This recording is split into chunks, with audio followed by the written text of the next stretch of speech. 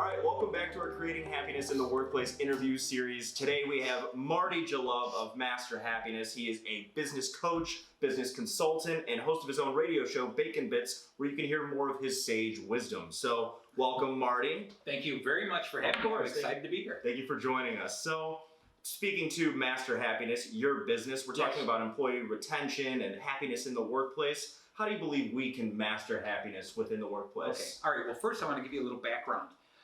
The idea of mastering happiness came from this whole adage of, Monday morning blues, where you just didn't want to go to work on Monday mornings. And so I looked at it and I said, is there a way that I could get that excited about it? What would make me so excited to want to go to work every day? What makes me excited any morning? And the answer is bacon. Okay. So if I could tie bacon to the work ethic, then you could change this whole idea. You can get excited about going to work, going to school, just enjoying life instead of dreading any moment of it. Okay, does that make any sense? Yeah, it's finding your reason to get up, get going, right? So I always ask people, what is your bacon? What is the thing that wakes you up in the morning? What makes you want to jump up on the bed and dance and scream and sing? Okay. Yeah, absolutely. I think that's great. And then you said, what's your sizzle a little bit too? Isn't that a part of it? Yeah, it's all part of it. Is what makes you the best you can be. I don't want people to duplicate other people. I want them to find out what it is about them that makes them special. And then reinforce that and make it. It's what makes them special and what makes them great. So let's enhance that and let's get the best out of them. That's great. That's a great philosophy. So speaking more on the employee retention side of things, what do you think are the biggest factors in staying from an employee side of things and staying in a workplace? What do you think people should look for in a workplace? Well, all right, it's twofold. First off is employers, their main job is to get the product or service out. They're supposed to be making a profit. And so taking care of their employees seems to be second, the second string. It's on the back burner. Now, there's a lot of employers that really care about their employees, but they put them off to the side because they're concentrating on the work. Now, in that same regard, what happens is we're teaching our young people the only way to be successful is work at a place for about 2.5 years, which is about 2.5 years is the average, and then jump ship to somewhere else because that's the quickest way to make more money. What happens there is now our focus is all about making money instead of making a product or a service being successful. So now when you hire somebody whose mentality is all about the money, what they're doing is they're concentrating on putting something on their resume instead of making the company successful. So first off, start with looking for employees that are looking to really make a mark there. Ask them questions about what's their 5-year goal, what's their 10-year goal, and see if there's a way that you can help them reach that, or at least help them or then admit, I'm the stepping stone. Be with me for 3 years, be with me for 4 years, and I'm gonna help you make the next move. But I always tell people, it's important to say, when you are working with me here, make sure that it's that difficult decision to quit. And when you look back at time, I loved working at that place. And goal setting almost, and being upfront with your employer about what your intentions are with the business and what you're looking for out of the business, maybe. And I believe that owners also have a responsibility to tell the young people especially, don't only go after money. All right, there is a certain amount of happiness you have to find because we don't want to live a stressful life. We want to find a lot of other things, and there's things that we should be looking for: security, trust, opportunities, respect, kindness. All of these things are equal, if not greater than monetary.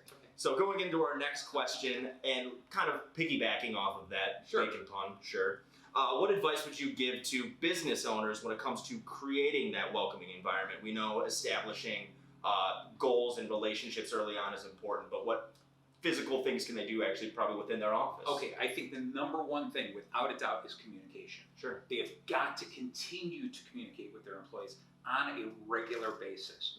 I work with people and I tell them every week, every 2 weeks, at least every month, what you do is you cover up you cover the bases with your employees. Ask them to talk about the big picture. What do they see happening? What are the things that are going on in their life, their private life, that will affect their business? What are their goals? Because our goals change all the time. But create this on a regular conversation so that the employees feel comfortable talking to you. There's a statistic from 2019, right before the pandemic, from Harvard Business School, that said 58% of employees trust strangers more than their own employer. That's 6 out of 10 employees would rather trust a stranger over their employer. And this was before the pandemic, where everyone has just, depression, anxiety has gone through the roof. So it's only getting worse. That's a great statistic. I love that fact. So transparency, communication. Yes. Make sure your employees like you, and so they don't trust a random stranger. Exactly. Right, and it all comes with communication. Because employees know that if I leave the job, the employer is going to find someone to fill that role. So the question really comes down to is how can we create a system that the company's goals are met, your goals as the employer's, your goals are met, and mine as the employee, my goals are met. It's 3 different sets of goals.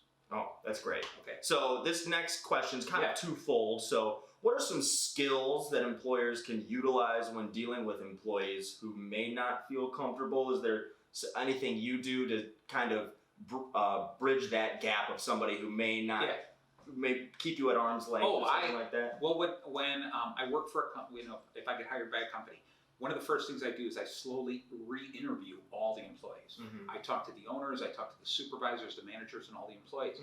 And I just talk friendly. I open up and I ask questions like, if you were in charge for the week, what would you change? What are some of the greatest things, the things you really love about this company? What are the things that could improve?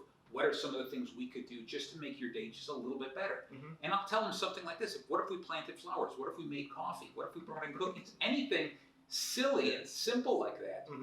And the more stress-free the questions are, the easier it is to expand and then ask the really deep, important questions. And it's the little things that add up, and then over time, the employees could speak for themselves on what they want. Completely.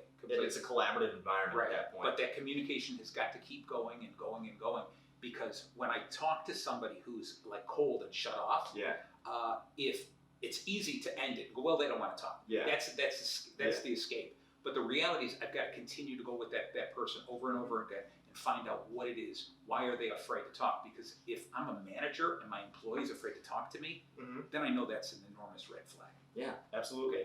So then that's a way to get them more comfortable with you. Are there any methods that you can actually teach to employers? Is there, I know you're a big acronym guy. Yes. Acronyms or something like that? Well, actually, I created what I call is the bacon meeting. And it's a way, and I tell them, do this on a regular basis. And so it's broken down BACON, like I do everything. Bacon touches everything. So B is you ask them about the big pictures. All right, what has happened in the recent past? What are some of the things that we as the employer should know about? What have you been doing? What have you been seeing in the company? That's B. A is the action steps, my goals. What am I looking to do within the next couple of weeks to change and improve upon what I've learned? Okay. C is conflicts and resolutions, or concerns and solutions. Okay. The idea here is bring up some of the stuff. I want to have an open communication with you about problems that are going on, but this is not a whining session. Let's come up with solutions as well, so that you're part of the solution. You're just not identifying problems. O for bacon is other stuff. So in other words, tell me what's going on in your life. Do you have graduations going on? Are you feeling well? That kind of stuff. Just little bits and pieces of share the stuff in your life that's going to affect the company. All right. I'm planning on going to vacation. I have a big anniversary coming up. Anything like that. Those little things that are going to affect the company. All right. And then N, I like to end every meeting with a notable win. Okay. Something that you're like, hey, you're proud of. If I could give you a trophy, best smile. Let's say, okay. Whatever it is, everyone's got a notable win, something that they should be congratulated with. So you end every meeting like that. And the more you do that, the more open up they get. All right. And I think that's an incredible tool just in itself. Well, I think that is a great endpoint for us right there. The notable win of this conversation is collaboration, transparency, a lot of communication. And communication, of course. Well, thank you, Marty Jalove, for joining us of Master Happiness. Tune into Bacon Bits to hear more of this wisdom and advice that you can get. And join us next time. Thank you. Thank you. Awesome.